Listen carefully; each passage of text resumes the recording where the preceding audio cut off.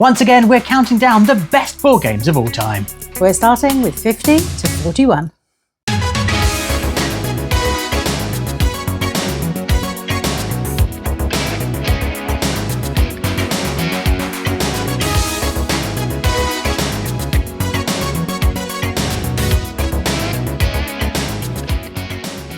Welcome to BoxedMeeples. I'm Libby, this is Julian, and we are here to start counting down our top 50 games of all time. Yeah. Of course, we did do this last year. We do it annually. So what games have we played since we last did this list that have qualified for the best board games ever? Yeah, and obviously there's going to be a mix-up of those older games as well. Some still here, some higher, some lower. Who knows? How have you done your list this year? How have you? So I've gone on to PubMeeple and I tried to sort of cherry pick a little bit with ones that I'd ranked on BGG at a certain level and over, added in new games that I've played for the year, tried to make it a little bit easier than every game that I've played ever. Yeah. Because that took a long time last year. So I tried to be a little bit cleverer about it in terms of ones that I knew weren't going to make 50, because of all the games we've played, 50 isn't a huge number. No. I feel like there's an awful lot of games in my 50 to 100 that are great games. But, and then as I'm going through, PubMeeple makes you sort of compare which ones do you prefer over the other. I think I had to go with that sort of gut. If I had the choice to play either of these two games right now, in this very moment when I was picking, that's just how I had to do it, because it's difficult. There's that problem of, is a really fun party game better than a really heavy Euro game? They're not really comparable apart from who are you enjoying playing it with. So there's a certain amount of, with the right people, I'd enjoy that more. And I've tried to take that into... Yeah, you have to kind of do it in the correct circumstances with the right people, because you kind of, the game at its best, which is better kind of thing. But I think there's sometimes mood plays a kind of account into that as you're ranking, which it's not a quick process. You're doing it over a period of time to try and get this list sort of honed down. The way I did it was trying to remember moments more than anything. Really fun times I've had with friends or experiences playing a game that just kind of stuck with me. And I think that influenced a lot. And I think how recently I've played a game may well have influenced it as well. I think that's played a part this year more than ever. Actually, there's a few games that have really dropped or even dropped off the list. Purely because we haven't played them in a bit, in a while. And I feel like if we just got them to the table again in the last few months, they'd be skyrocketed back up. But I think that's what happens. Some come in and out. There's always going to be ones, especially in that sort of top 100 or so, that are going to fluctuate depending on play, because my memory's not brilliant. Well, there's been some that we played super recently. They've only just come out. We played it, so it's really close in the memory. It's like, that game was brilliant. It's like nothing else I've ever played. And I'm sure over time, the cold to the new might have faded slightly, and in future years they will drop down. But shall we dive into it? Do you want to start with your 50th favourite board game ever? My number 50 is a new one to the list, and it is one that we have played really recently. We saw it at Essen, but I was given it as a Christmas present, so it is very recent.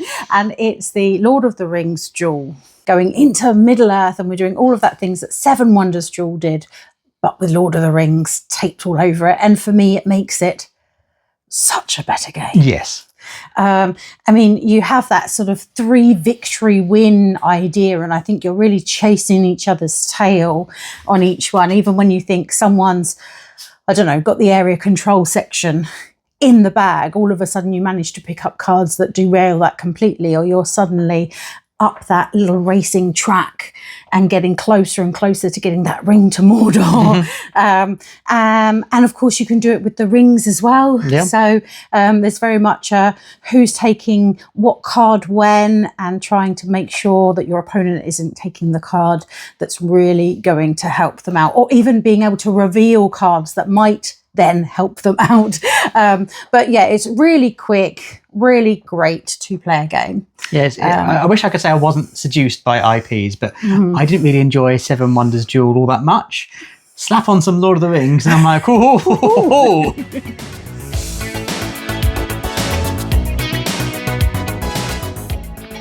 A kind of go-to favourite of ours is Starship Captains, and I think a lot of my appeal for this is because I used to grow up watching a certain Star Trekking based TV series that this certainly isn't based on. Is so the much. IP luring you in A lot of again already? That's what it is. It's got good IP. And I grew up watching a lot of this series that this game definitely isn't based on. So all of the kind of tongue-in-cheek in-jokes in this game appeal to me a great deal. Kind of as a family, we know it as the game because there's that wonderful mechanic of you placing your crew on certain actions, doing that action and placing them in a kind of the ready area, and then at the end of your turn you're kind of pushing that wheel around to get your new crew, leaving some there. So there's a lot of tactics about which crew you play when to guarantee you get them on later turns. And as you're exploring the galaxy, building up your kind of starship, which is falling apart when you start off. It's got some problems. Being held together with string. You have to repair that while upgrading, so you're building up kind of your ship as you go with different upgrades, taking on those pirates as you travel around the board. But don't just focus on that. That's not a strategy that works very well. It's not a strategy that works. And what's also lovely about this is as you're exploring that galaxy, doing the missions kind of move around the board, which one's available. So you can kind of predict, okay, my opponent's heading in that direction. They're probably going for that mission. I'm going to go in this one that will get revealed when they complete that turn. So I think that's really interesting because you have to read and anticipate what you're doing. Yeah, I really like upgrading my crew, so I've got some captains that can do better things and beefier actions. And not depending on those grumpy robots who are happy to do a mission but won't do anything else. No, they are a little bit stroppy. But yeah, it's a fun. I find it quite family friendly. We play it all as a big family. That goes super quickly, and because the actions are so quick, you're getting through the game fast. And I was kind of left waiting for a long time. Just didn't make my list this year.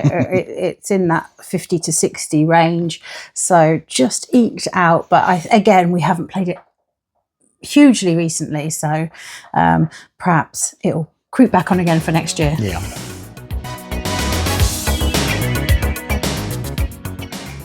So my 49 is Disney Villainous. Now, in my mind, I have merged, when I was ranking, I merged both the Disney ones and also the Star Wars ones. Not so much the Marvel ones. No. We haven't played the Marvel that much, to be fair, to Marvel, but we weren't overly enamoured by it like we have been instantaneously by the other two versions. But we have a lot of the Disney ones, I think all of the sets now. And we like to play them off. I love how different all the characters are. They've all got different things that they need to do for their win condition, which makes sense to the character. I love that ability of being able to fate your opponent and really pull them back. And it can have a real back and forth. We play this one at 2 a lot, so another 2-player game from me in this spot. And again, it really does have that sort of tit for tat, keeping an eye on what they've got to do. How far are they?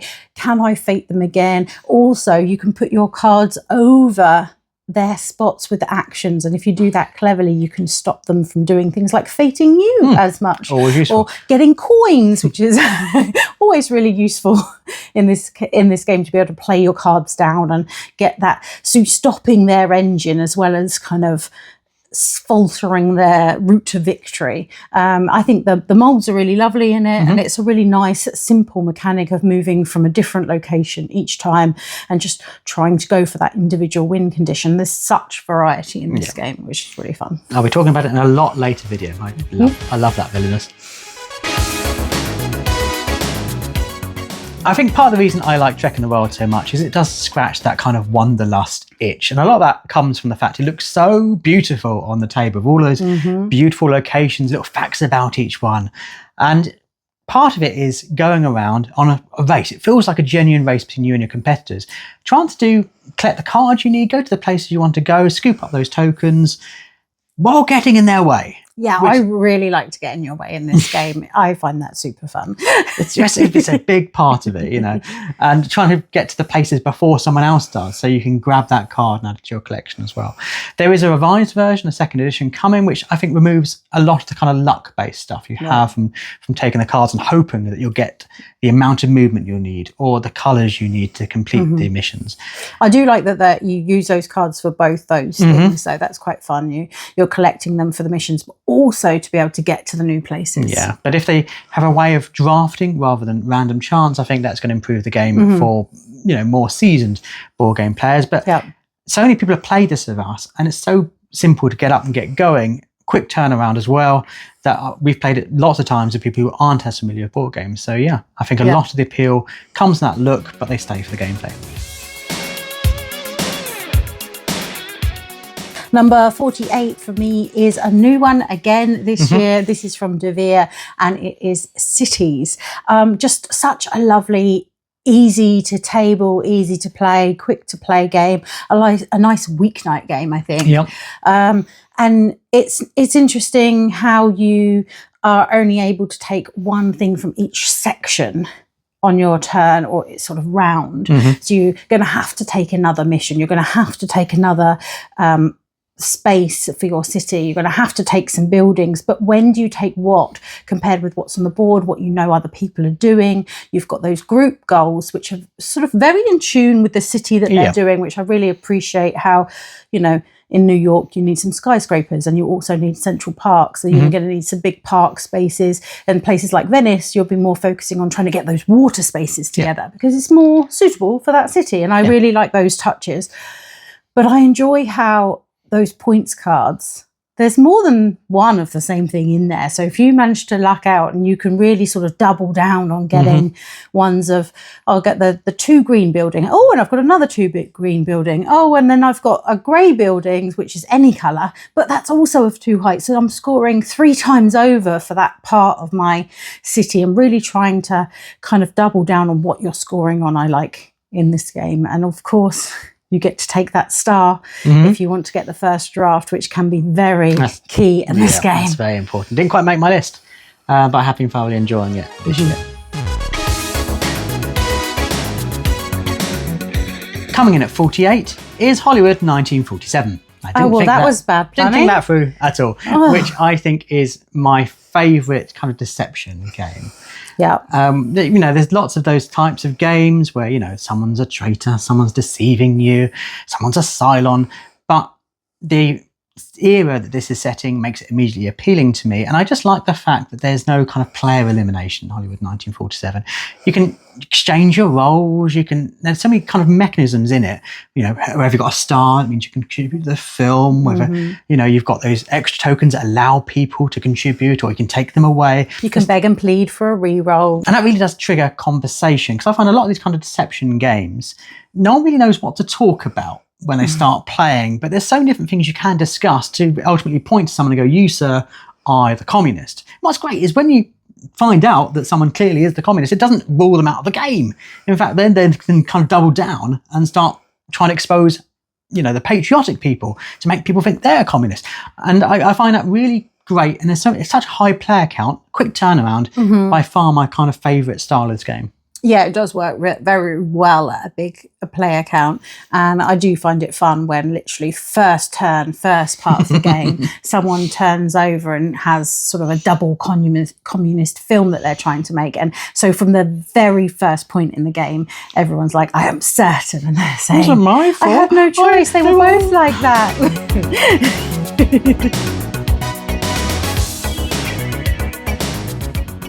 I am also going to the movies, but not the same game. This is loads of movies, loads of horror movies in Final Girl. I'm not really a solo gamer, but I will make an exception for Final Girl.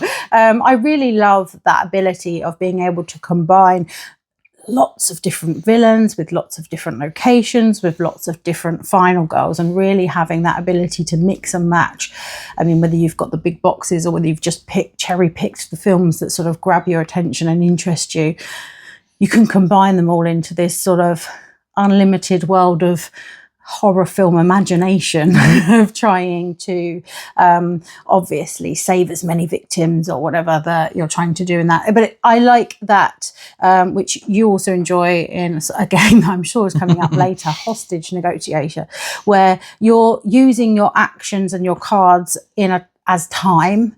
So you're trying to manage how much time you've got, whether you can improve your deck, whether you can move around and do different things. It's all based on time. And I think that works really well in Final Girl. So I think it's no secret that I adore Van Ryder games. So yeah, I'm going to talk about this a little later. Yeah, you're much more of a solo gamer than I am.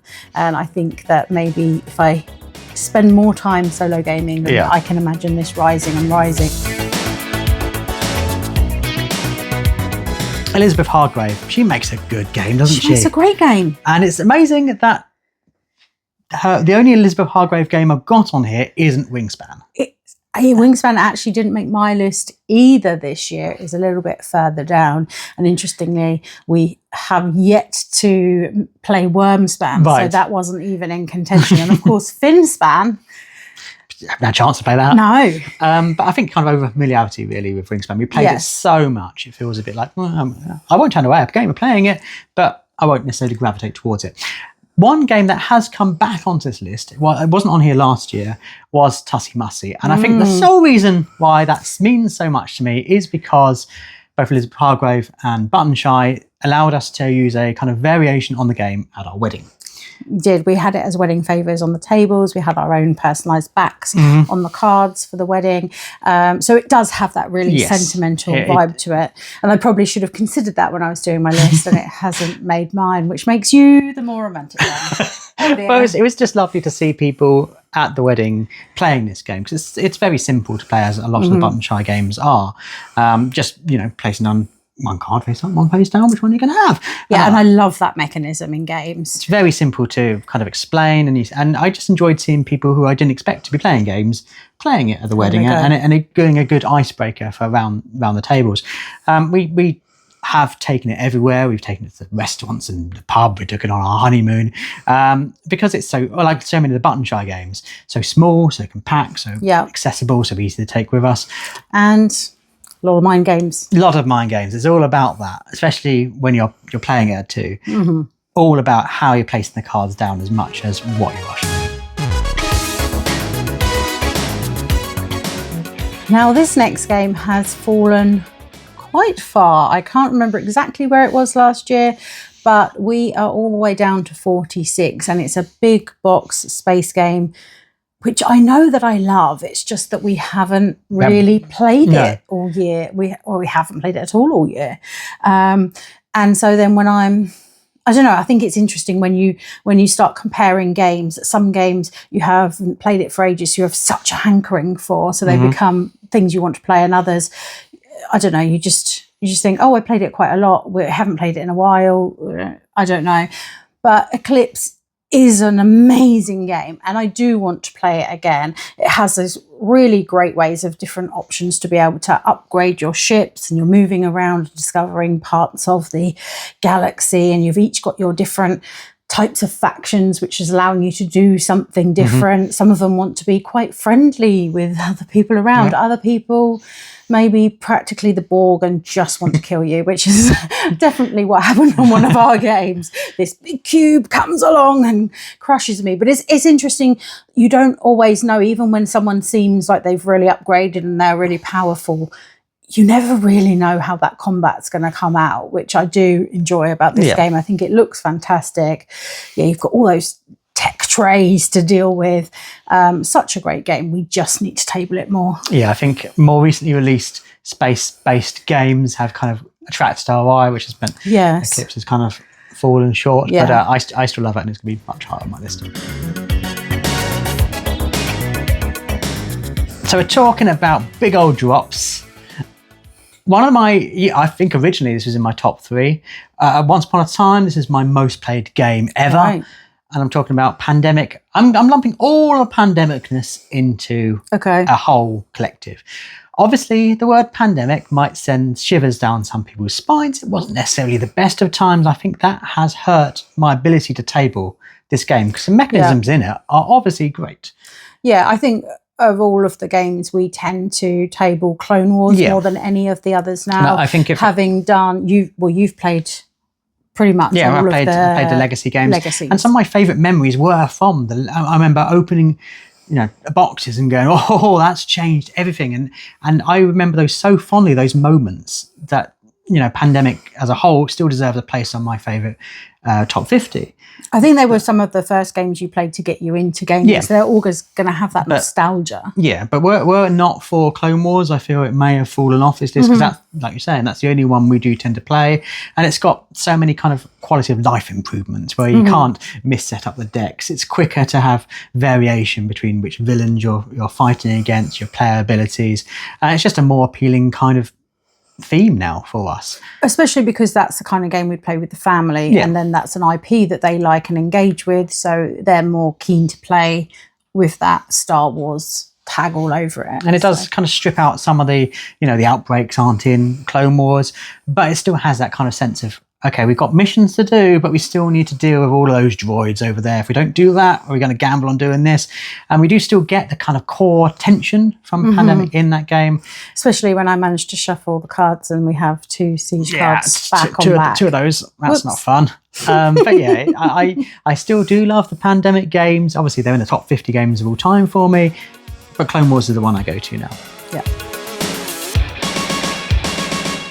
So if you're enjoying this list so far, please don't forget to subscribe to the channel.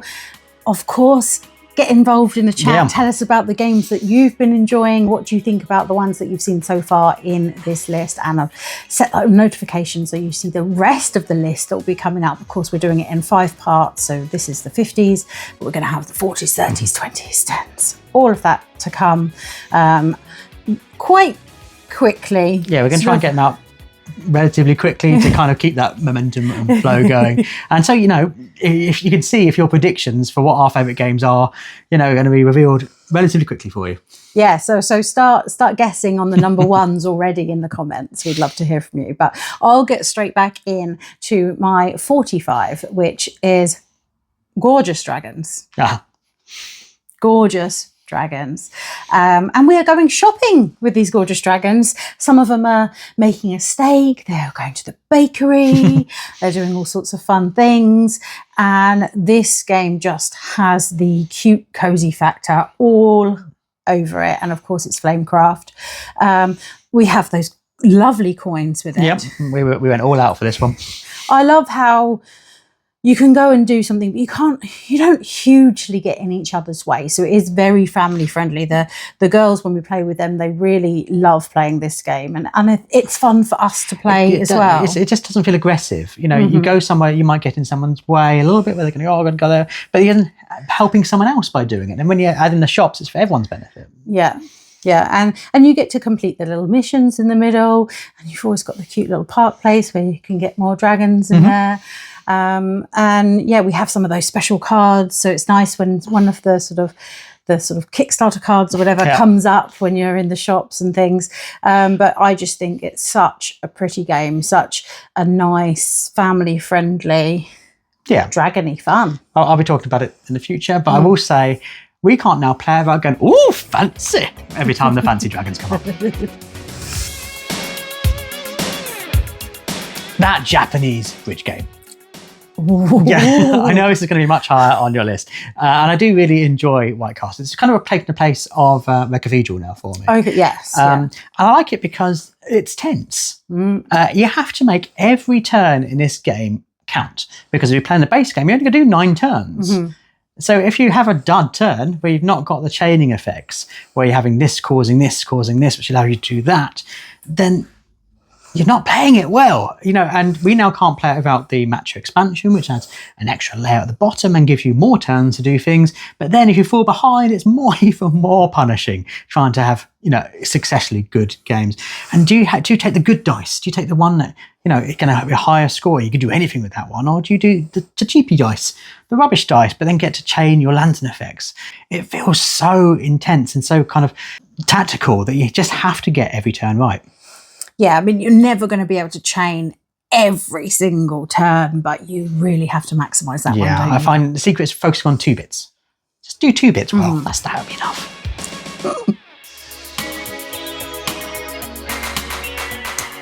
So my 44 is a little touch of magic, and it is Tricarion. I really like this game. It's got some good weight to it, but it's a dense game. It does make sense, though. So obviously you can't perform a magic trick before you've got the materials in order to do that trick with, before you've learnt how to do the trick. So you have to do all of those obvious things about teach yourself how to do the trick, go to the shop and buy the magic hat and the bunny, or whatever it is that you're doing. And then you can take yourself to the theatre and you can start performing the tricks that you've learned. So it has this sort of logical progression of what you need when, whilst also being a relatively heavy game. Yes. I love that theme. It's got that nice sort of period feel about it. You feel like you're going back in time a step or two to that sort of really traditional magician style thing, those sort of oldie worldy theatres that you can imagine there. I think there's even a dark alley that you can go down, little black market, which could be add some interesting tweaks and twists to the thing. But it does give you some really crunchy, nice choices in terms of how to best sync things up, how to get to the right place at the right time, making sure people are grabbing what you need before you even get there. No, I think this is probably not going to be the only Mind Clash game on your list. Probably not. 44 is a me game. It's not a you game, it's a me game. Oh. It's Video Game Champion. So this came out this year. I first played it at Essen. Fell in love with it. I knew I'd fallen in love with it before I even played it. Yeah, I mean, I do enjoy playing it. I'm happy to play it with you, but it's not enough for me to make my list because I don't have the nostalgia that you definitely do. I grew up playing all the games that this is parodying. In fact, we've done a whole video kind of explaining the in-jokes in it. I'm now involved in video game journalism, and I know about retro games that are featured in this. That was my passion for so long. So to see it done so well by kind of shared kindred spirit who also has that love for that period, and it shows. It's not just a let's have a theme about old video games. All of the mechanisms in it, all of the kind of processes you can go through, just hark back to that time when I was a school child in the playground, begging money, promising chores. Yeah, you definitely washed your car, as did he, yes, in order to get some pocket money to go to Blockbusters back in the day, right? Yeah, that was what I was after. But fortunately, it's got a fun kind of puzzly mechanism to it, where you're trying to order fulfillment, you're trying to get the right tiles at the right time with additional benefits. So if it was just a theme, I don't know if it would make my top 50 list, but it's a theme weighted to really clever puzzly mechanics, and I think that's what makes me keep getting it back to the table. All that stuff that I said about Eclipse, just rewatch that again because it's valid again here. It's another big box space game that has dropped quite far in my list. I think this was top 10 or 20 last year. I really enjoy this game. I have had some really fun games of this, but we just haven't played it that much. And there were other games that I just felt like I wanted to play more. We have played it quite a lot over the time. I have on many occasions been stuck in a room with a load of aliens trying to get an egg, someone telling me that they'll help me out and let me go into their pod out with them, and then they just let me down last minute. Probably because their mission was to kill you. Yeah, and I love how you kind of feel like you're all in that sort of team together. You're all trying to get away from the aliens, achieve these things, get out. And there's always going to be probably someone who's got a secret other mission that's not going to be on your side. Yeah. They're not going to be on your favour. When are they going to turn on you? Are they going to leave it to the right second when you're stood outside that hangar door banging on it? Let me out. I've only got a knife now. And when you feel like you've won the game and then you check again and it turns out you're infected and it's like, oh. Yeah, so many of the times we've played Nemesis has always been, well, no one's won. Who did least badly? Yeah, and I don't feel like this is a game where you have to worry about whether you've won, lost, or whatever. It is all about that table conversation, the banter and the experience and the silliness of infected. I don't feel like I need to come out alive uninfected to feel like I've had a great game in this one. it's fantastic for the experience of it's so thematic. Yeah. Anyway, It is kind of an and now I talk about it, I want it to go up higher because I want to play it more. But it is kind of an investment in time. If you want to play a good game of Nemesis, you've got to devote an evening to it with the right kind of people. But yeah, I seems I enjoy it a lot more than you. Probably do. Yeah, and we have played a couple of different versions at this point in time. I don't particularly have a preference, so if you want to bulk both of those together, I enjoy the lifts, but backstabbing be backstabbing, aliens be aliens. I'm okay with apps involved in board games, and lots of people don't like that. And admittedly, I do enjoy board games because it involves not staring at a screen, but sometimes that's the best way of doing things. I kind of thought that with Chronicles of Crime when we first played it, but I always kind of found a disconnect between the weird cartoony art and the really dark nature of it. And it wasn't until I played Chronicles of Crime Noir this year that I was like, okay, this is good. This is a good marriage of dark theme, dark art in a period that I much prefer to the kind of modern day modern day London. I do prefer, classic Hollywood. So yeah, playing that with the noir really invigorated my love for it. But yeah, it's a weird kind of multiplayer game, only because you're scanning around the crime scene with your phone, looking at shouting out random things while people are scurrying through the deck trying to go, you said something about cloves off a kind of bucket. I don't know what that is. And the storytelling in any of these games, obviously the storytelling dictates whether this is a good or not experience. And the storytelling, apart from a few grammatical errors, is on the whole really good in these ones. Noir itself is actually a lot harder. All of the missions in it start at least moderate, get harder quickly. So it does reward replaying, if you get it spectacularly wrong, not revealing the answer, but replaying it.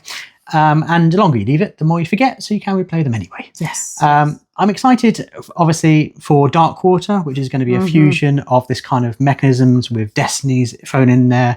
Particularly I've had such a good experience playing Noir, which sadly was only 4 cases, so it wasn't really enough.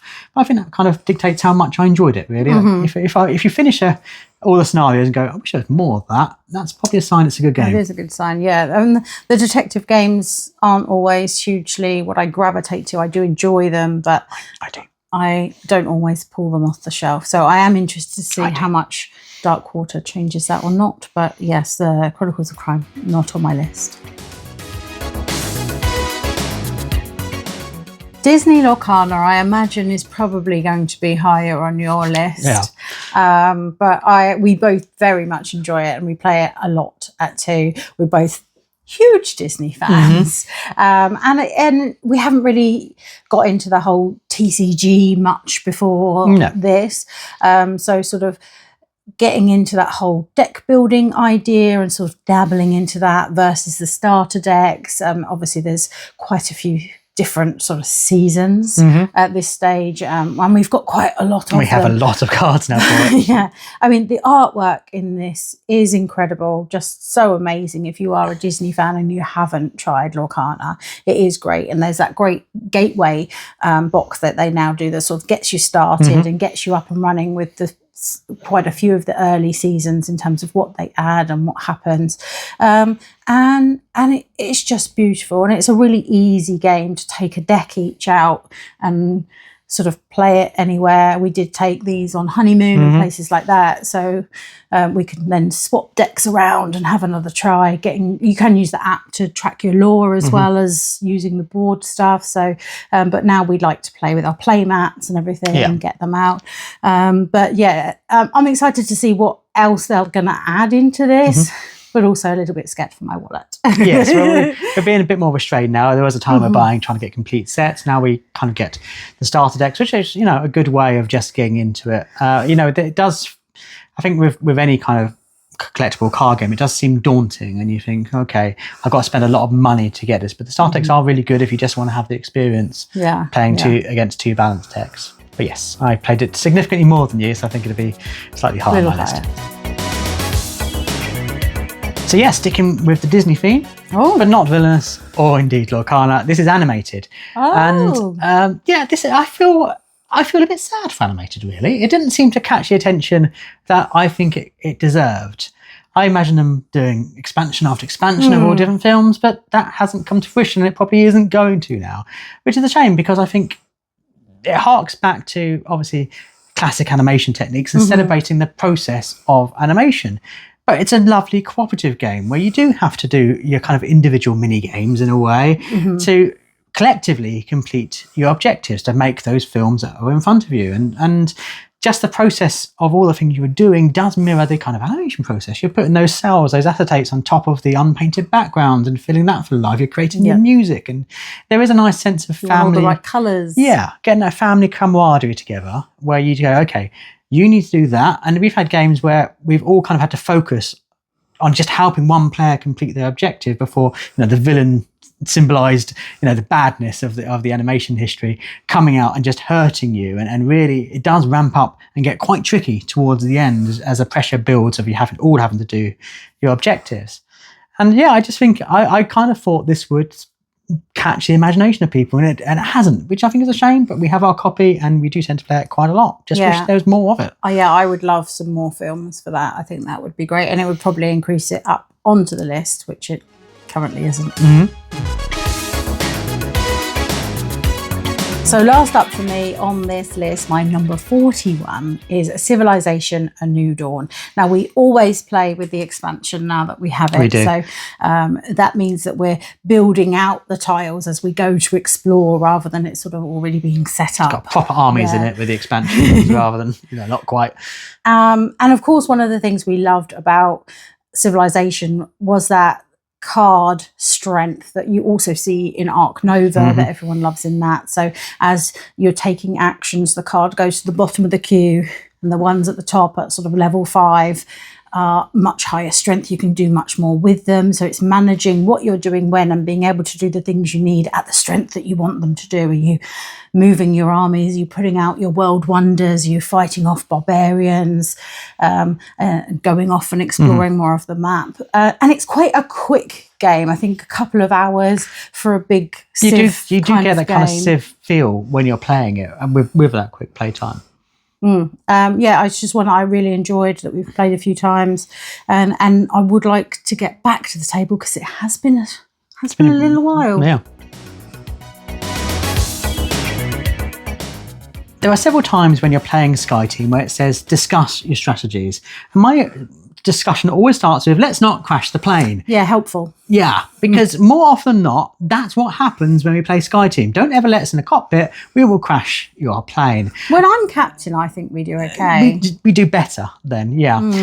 But it's such a fun, I think, really immersive, really thematic, where it does work really well with the theme. It's like, got that tension. It does. And as you get closer and closer to looking like you're going to successfully land a plane after going around a mountain and, reserving your fuel, so you're not going to run out of that before you crash and die. Radioing in about the 5 planes that are in so one many spot in planes, front of clear you. the planes.